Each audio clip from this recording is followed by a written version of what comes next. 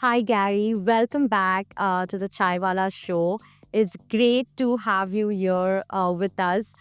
I remember the conversation we had at Chaiwala in Cambridge with Imran, the energy, the passion you shared with us. I instantly knew your story needed a spotlight. Okay. You are the founder of Community Dollar Program, and I am very eager to know what it's all about. But before all of this, I would dive into who was Gary? What did your early life look like? That's a well-kept secret. You nailed it. And like what shaped your values around community and local business? That's an interesting leading question. I'm originally from Quebec in the Montreal area, and there's different communities in my hometown where it's very Italian neighborhood and Asian neighborhoods and stuff. And I was always impressed when people bought within their own community. Sometimes something's going on, Scottish background or something. If there's a sale at a store on butter or good price for getting your gas for your car, they went right to the community. Hey, go down and get a deal. So everyone's always trying to make sure their own community was prosperous. My mother was very involved with a lot of community groups and stuff. She did a lot of volunteer work, and she was always getting people calling her about different things to save monies for the company, for the city, and different shops within the city cater to different things.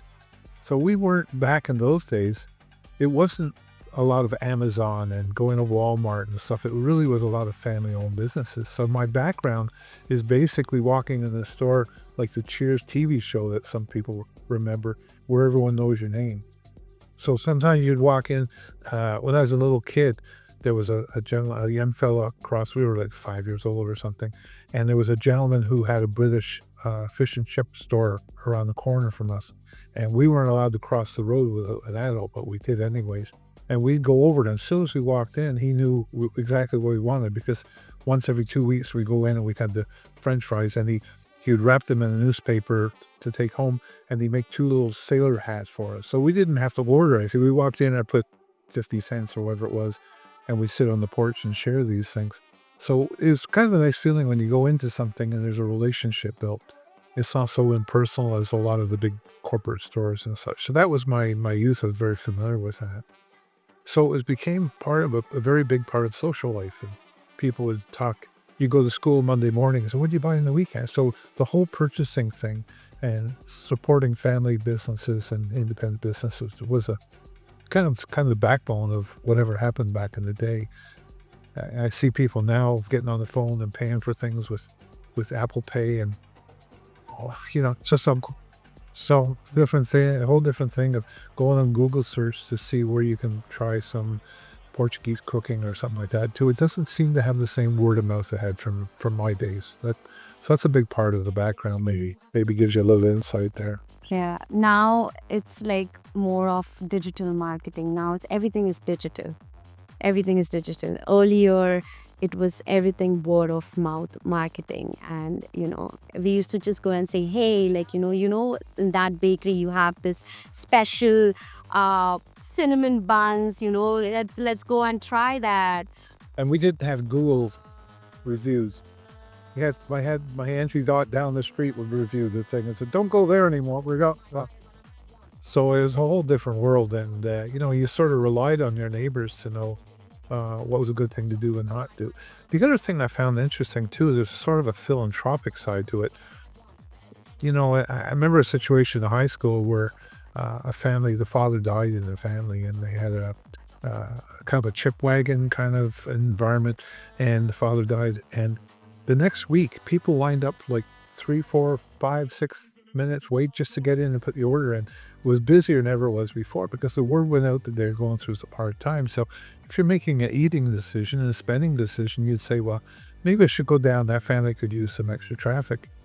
I see examples of that sometimes on social media happening now, but it was more commonplace back in the day. You'd hear something from the neighbors, and you'd have the power to make a change. It wasn't, you had a choice and you had the power. In today's age, everyone will tell you what's wrong with the economy and the government and what's wrong with climate change and all that.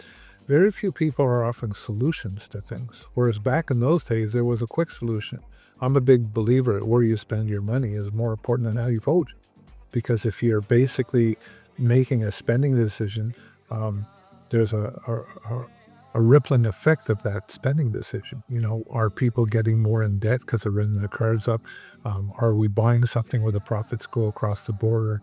Uh, yeah, and I've thought this way. It's not just the current political situation we're living in now. I've always felt that way, that if I could do something, it benefits somebody. And, it's nice to know that when you buy something in a local environment, that restaurant or store may be paying for hockey sweaters for the local kids or that type of thing. It's not just going to some shareholder in some corporation in another city. So I really believe that the whole idea of shopping local, we need to get back to that. I have people say, "Oh, I shop local. It's only 3 kilometers down to go to Walmart." Well, that's not shopping local.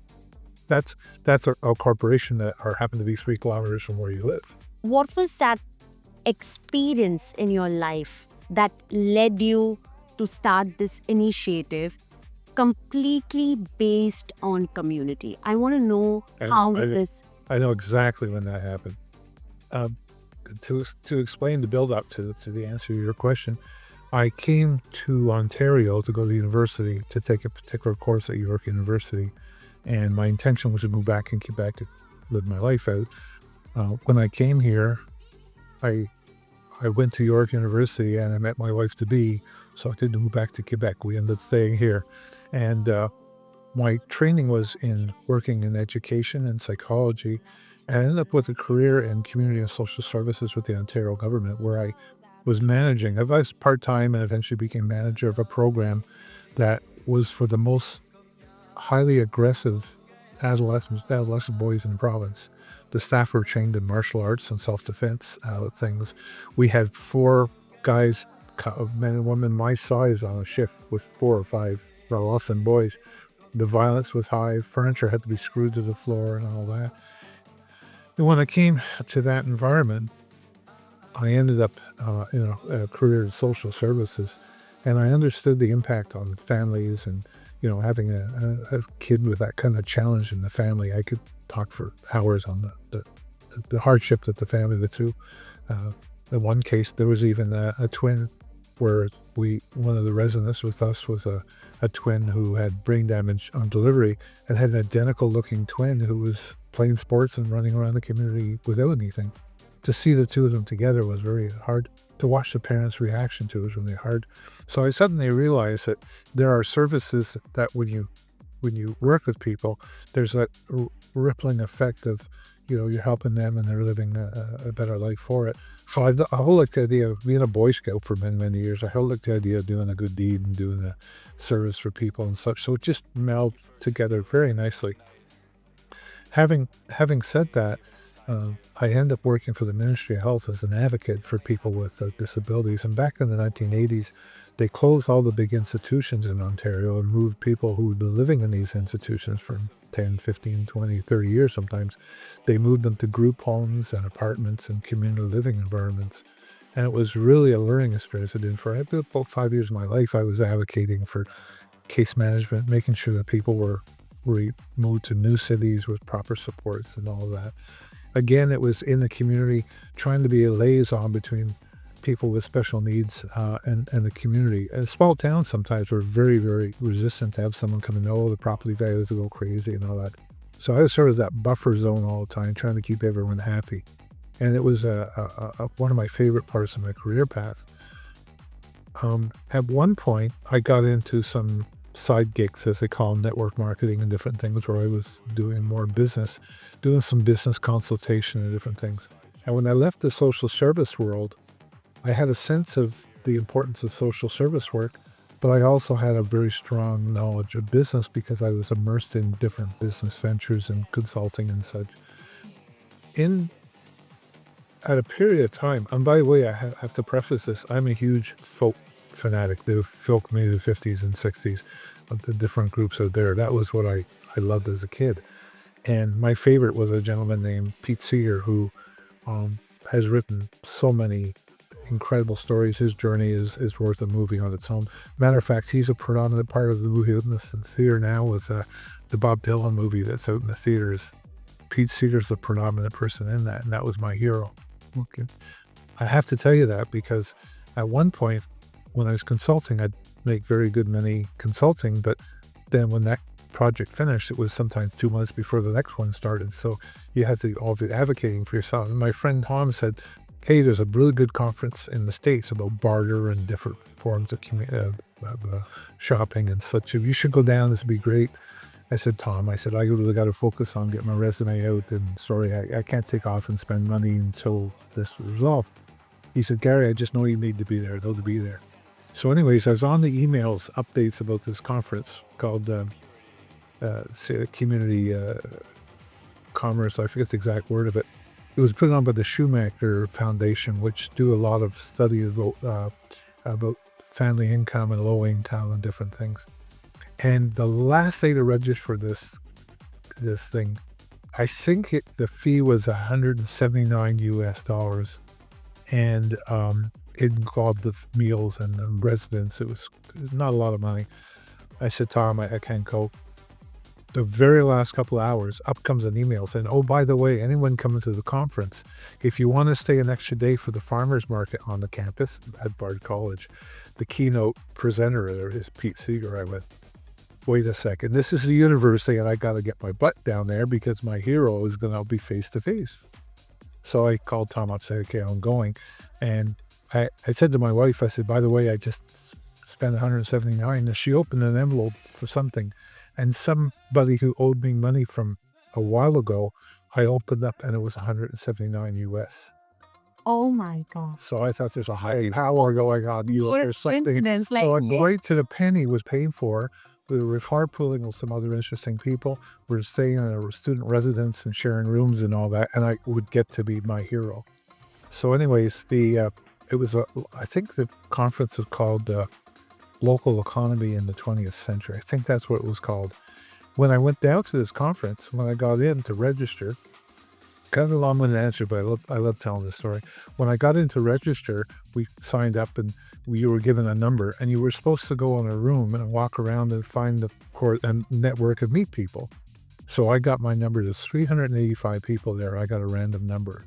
So I walk around Pete Seeger had the same number with me. Stop. And I said, this is just getting too wild here. So I walked up to him and he said, hi. I said, sir, my name's Gary Jones. He says, and I stopped him. I said, sir, you don't have to say who you are. I know. And I started telling him all his records and his wife's name and all this stuff. And he looked around like, I thought he was going to call security on me. Anyways, we ended up getting in there. And I had that time, I was just blown away that not only had I met my hero up watching him on stage live, but we actually sat at the same table, had lunch together. At one point, he was playing his banjo and he handed me the guitar, and I played a little bit of guitar before they shut it down. So I was there. I could care less about the conference. I was just there to experience what I just shared with you.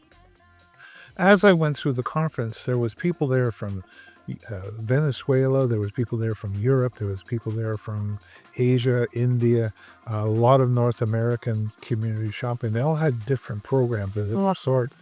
And when I looked at it and saw all the breakaway groups and the keynote speaker, I went, I need to do this because the impact on the family. If you could walk around and hand $20 bills out to low income or single parents or students, that impacts on life. They take that $20 bill and they go and buy at a local restaurant, such as Chew or something like that. The money stick. And I could see the business side of it, and I could see the social effects of it.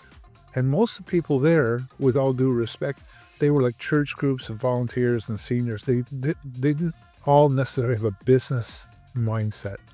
And I thought, boy, if someone ran this like a business, this would be incredible. So what I did is I looked at it and I said to my wife when I came home, I walked in like one person, but a different person came home from New York State. I was I got to do this on the thing.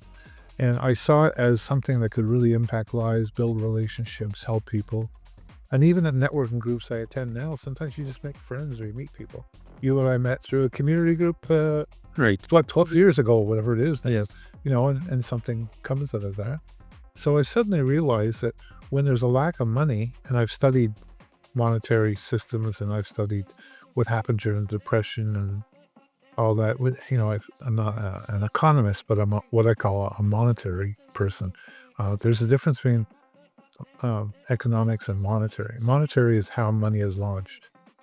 Some Right. people know what happened in uh, Mozambique with their money, or what happened during the Iraq War when the dinar got devalued and all that. But they don't necessarily lock together how that impacted the family. That type of thing. There's lots of good movies and documentaries on effects of this kind of thing around there. So I walked home and I looked at it, and I actually launched the Community Dollar program years ago, all by myself. There was no budget behind it. I went around, and I think I got some flack from people because they were saying, well, who is this guy? No one knew what it was. Interesting enough, the economy was pretty good back then. If I walked up to a pizzeria and said, hey, you got to get involved, they're getting called all the time with point cards and advertising and billboards, and they were blasted with stuff. And because it was something that wasn't known, people weren't willing to try it. They weren't going to try to get something going that was foreign to them. So when you get 200 stores, call me back and I'll join. Well, if you don't get the first 5 or 10 people who buy into it, you never get to 200. I did that, I think, for a little over a year, maybe a year and a half, and I shut the whole thing down. I said, I can't do this anymore. I have to take care of my own family and that kind of thing. So it got put in a barn north of the city here, quite a ways up in storage. I had big bins of banners and binders and handouts and all that. It just got stored away. And when COVID happened, one of my good friends called me up. I put on Facebook, does anybody want to launch a community? You can have all this stuff. Like, I'll help you. But so Rob said to me, he said, Gary, I don't want to do it. I'm a busy guy. I've got lots of business activity, but we need this, especially since COVID and the economy. But I'll do it with you. So we end up incorporating and relaunching the program. So the program actually, corporate-wise, is 3 years old. 2 years of real activity, because the first year was just getting stuff loaded and getting a website and all the stuff you do. Just like when you open a restaurant, you don't Right. open to the public. To start everything from scratch. Yeah. So did you start it first time like in 2020, I suppose, then? First. I can think, I don't have the exact date in my head, but I think it was like, longer than that. In the 1990s. Oh, yes, yeah. Yeah, and it just went up in the barn. Oddly enough, the people I started with north of here, I got a call from the fella who's put all my stuff. There was 16 big totes of things. It was huge. And I had all the money printed. We printed over $800,000 worth of paper money for it. And it was all set to go. It's just you need to get back out and start selling it and getting it going. It's all set to go. So a third party, Steve, got involved. The three of us formed a corporation and we launched it. And it's been totally different than my one-man experience years ago. The main difference isn't the three people, although I've got great business partners. The economy, merchants are willing to try something now. They're a little more desperate. They're a little more willing to think outside the box.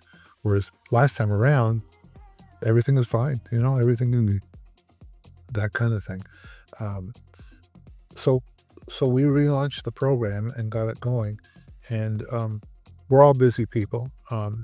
So it was done casually for it. And we actually had a meeting recently. So, okay, what's our next 12 months look like? And we've got some very serious goals to make it a lot more high profile. But we're getting good feedback from existing people. We're getting people understand that it's step by step to get there. The interesting thing is, in the 2 years that we're actually active on there have been relationships made. There's not necessarily a pile of business done, but people have come in and made friends. I know one couple, they started dating. The relationship was built there. We've attended some groups with other networking groups where sometimes you could just say, hey, you should go check out so-and-so. I'm looking for someone for a wedding. Oh, I know a guy who does weddings. So the connection and relationship is there. And again, I'm more old school. People actually go into a networking group and, some people join the chamber or the local BIA to get some contacts. Right. But those groups don't necessarily cater to shoppers. They're all business people. We have a membership that people pay for a shopper, and I give money out when I meet people. I'm always handing money out, saying please shop at our participating businesses. Quick question. You just mentioned about the students and community members that are involved. So how they get involved in this kind of program, and what does it cost something to them? What kind of benefit they can get, if you can kind of let this. Yeah, the logistics of it, the nuts and bolts of it, is we have a website and it has a business directory on it. So if you go to ourcommunitydollar.com and you click on the home page, there's a button there that says, visit our directory. So people, when they join, they pay most of the merchants joining, they pay about 55 cents a day, $200 a year to actually be a member. They get a welcome package. I have everything with me, but they have a welcome package, and inside there's a sticker for the door and a bumper sticker and some information, all shrink wrapped nicely.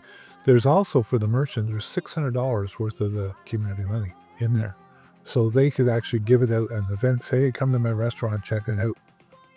They could, and I have with me just a bill I had from earlier. The money they have there is $600 worth of community money in the package. So they could give a tip to their staff for hard work and do that. Say for I went to your place and I was living farther away or something, I might be able to use the money one time, and you say, we'll come back again. If you gave me some money as a gift, I might not say, well, I'm not coming back here again. And you say, no problem. There's 69 more businesses in here that also accept this money. Right. So if someone needs a bookkeeper or whatever they would do, we have entertainment units, and we have a gentleman who marries people. We have people who do banners and trade show events, and we have a number of restaurants coming on board. We have herbalists, and we even have a hearing aid clinic who came on board that even spend the money.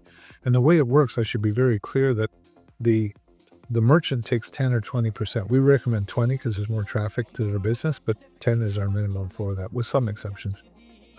So if I came into a restaurant and my lunch with my wife or whatever was $50, the merchant would take 10%, which is $5, and $45 in Canadian money. Then the merchant would take that money and maybe go to a restaurant or hire a disc jockey or get some printing done from a printer. So the money is done not 100% currency. I have to be very clear that the business, if you have a $50 invoice for your meal or whatever service you're having, they still have to charge HST on the whole. It's not a coupon. It's not a saving thing. It's just an alternate or complementary form of money. Obviously, we don't sell money. I mean, we couldn't give $600 out of money if someone joined for $200 sort of thing. So you're paying for the listing and membership, the benefits of membership, but you're not buying the money that's in that. But yeah, Gary, I have one question. Like you said, this community dollar program is not only for businesses or local businesses, it's also for students where they have to pay $30 a year. Is that the correct amount that I'm saying? $30. The other ones are business. They're yearly memberships. They've got everything for a year, but the shopper, they may come back in and say, hey, I want one for my wife, or, they can buy as many as they want, really. Okay. I mean, we regulate it. We don't want somebody doing stupid things with them. Oh. We would do that. But the goal is if they buy one in January and they're supporting local business and Right. getting low on money, Right. two things. One is they can come back and buy another one for $30. The other thing is maybe they've got some skills. Maybe they can walk someone's dog or help a senior go to a doctor's appointment or help someone with their groceries. Right. Maybe they have a garage sale. Oh. Like if they go on Facebook and say, hey, I'm having a garage sale on Saturday, and they write on their social media, I accept 10% or 20% or 50% community money at my garage sale, that people might go because they say, well, where can I spend my money? So I hope I answered your question in the sense that if they're low on money, the same with the business. If a business joined and they need more money because they're spending and buying a lot and the $600 is gone, we might say, well, why don't you advertise the last Tuesday of the month, you'll take 30%. In which case people get their daytimer out and say, I better go, it's a good deal. Some of the business we have on board will take 20% of the transaction on the first sale and 10% recurring sale, just to get them in the door. We have a lot of coaching we could give to people when they get involved. We have one pizzeria place that's not that active, but they said Tuesday it's dead here. Like, we don't get any sales on Tuesdays, so they only want to participate in the program on Tuesdays. Okay. That they're there. Okay. And like, so we spoke about students now, but what if someone wants to be a member, a part of this initiative, which is totally community based and to support local businesses?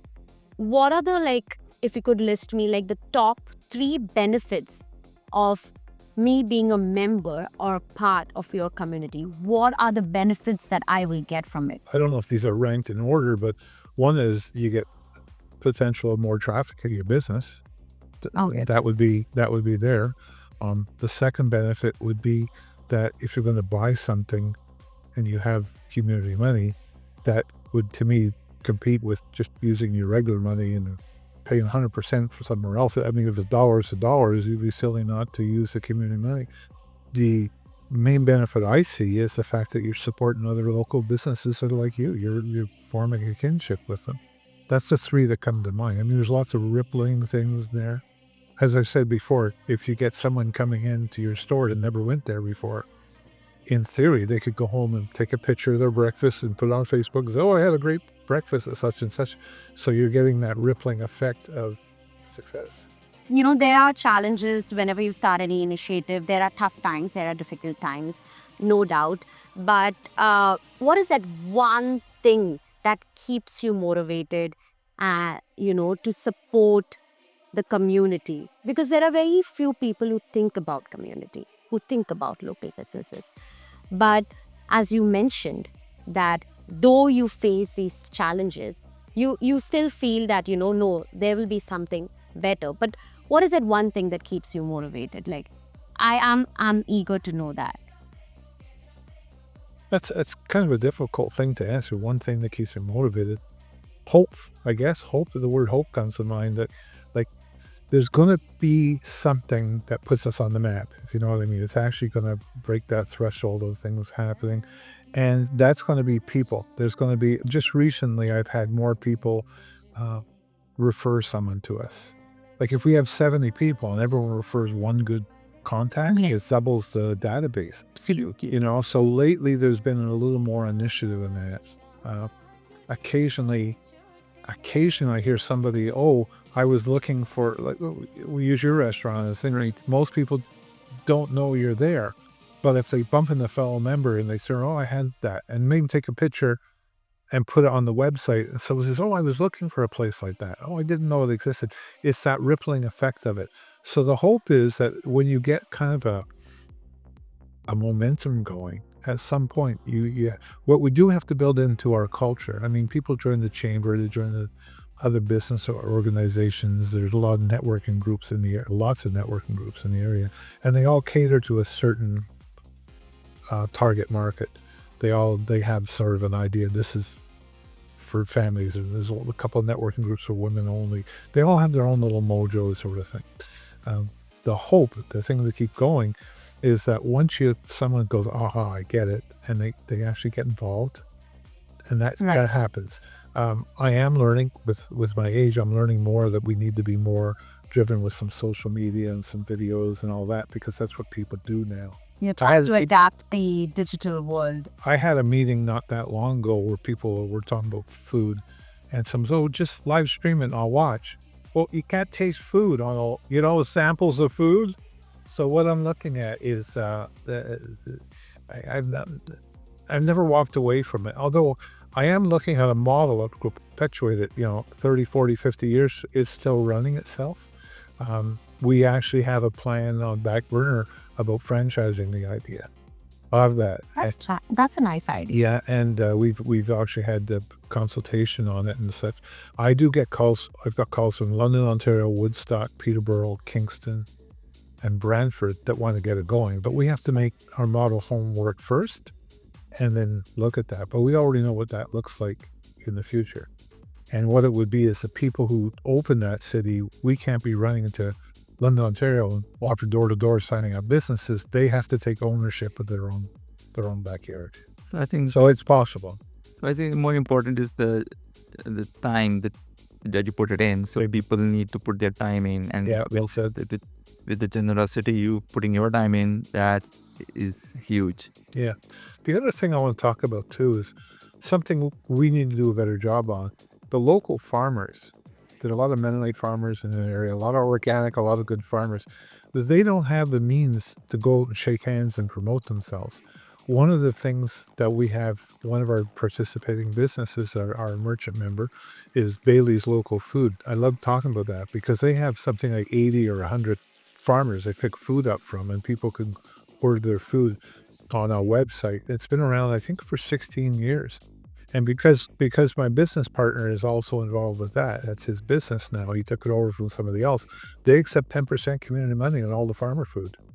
So people who want to support local farmers, they're competing with all the trucks coming up from Texas and California and chemicals and all that. The local farmers need our support. So I know when they go to the Bailey's Local Food and they go to their order form, it explains everything there for it. I can walk up and give someone $20. I know they're getting better quality food for their children.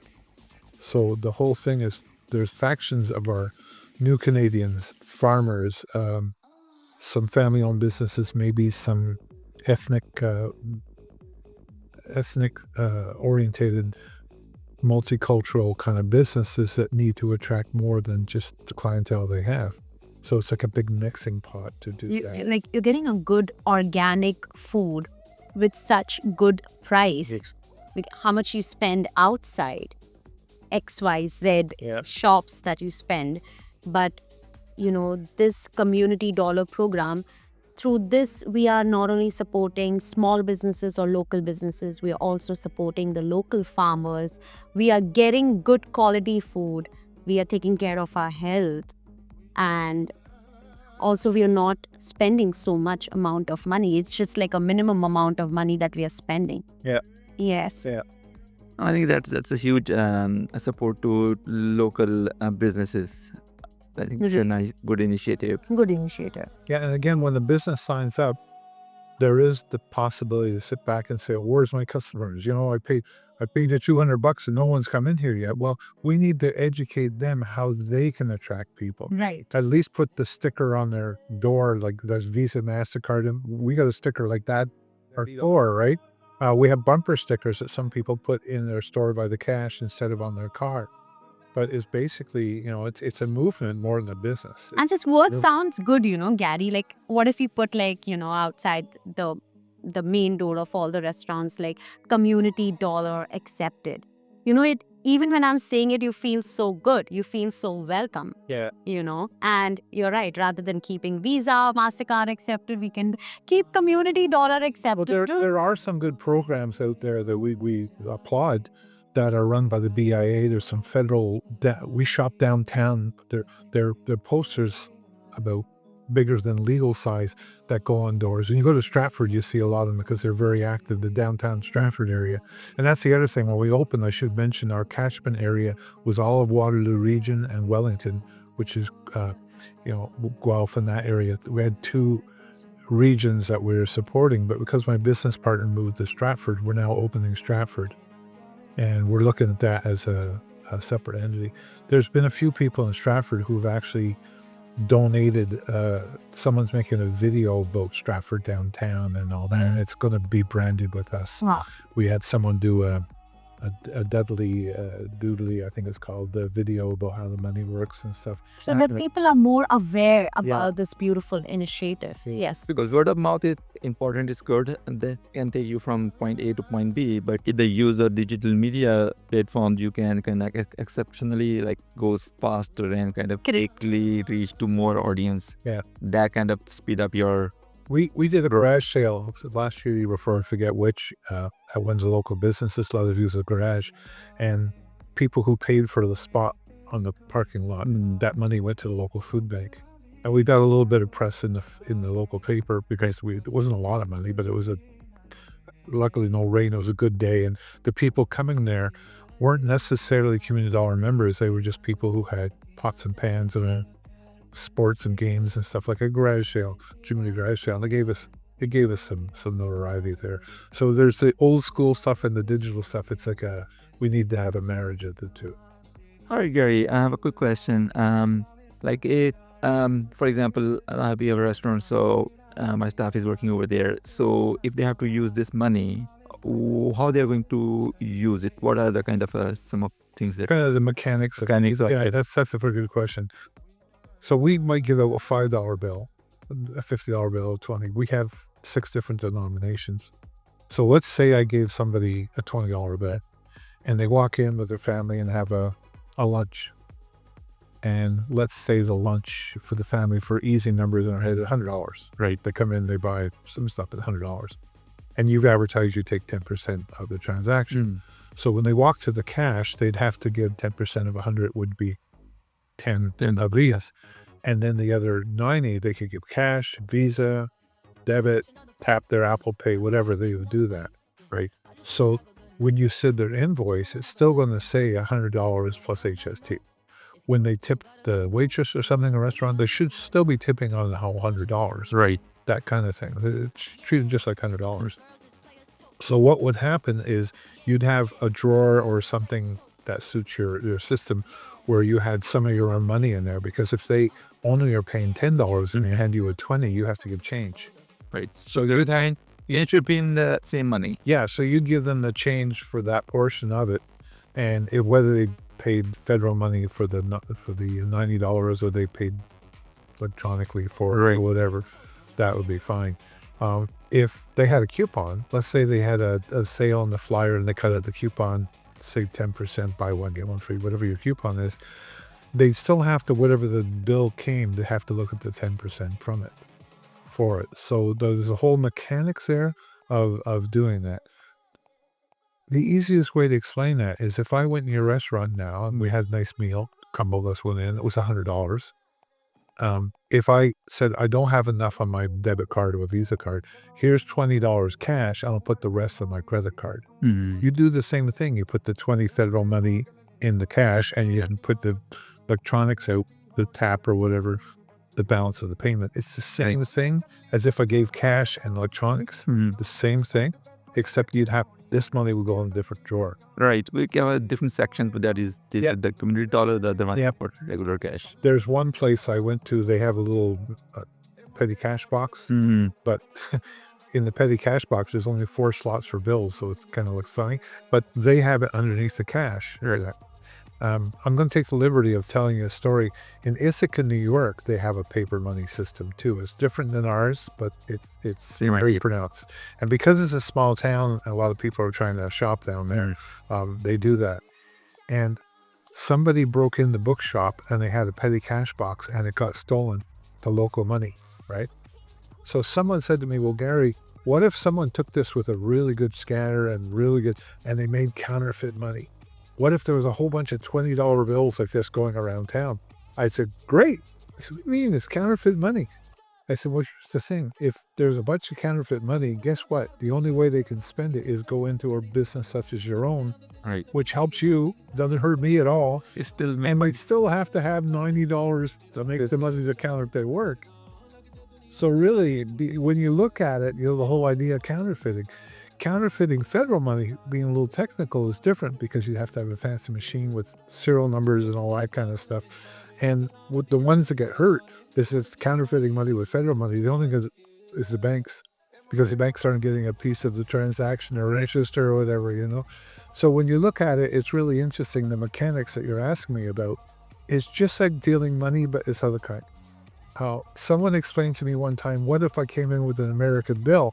The restaurant might have a drawer there, especially across border towns. They might have, we'll put all our American money here and our Canadian money here. It's the same thing. You just put it in a separate slot and you do it.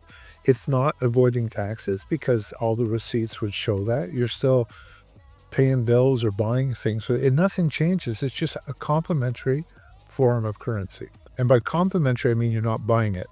Some people locally here are familiar with the Oktoberfest coins you buy.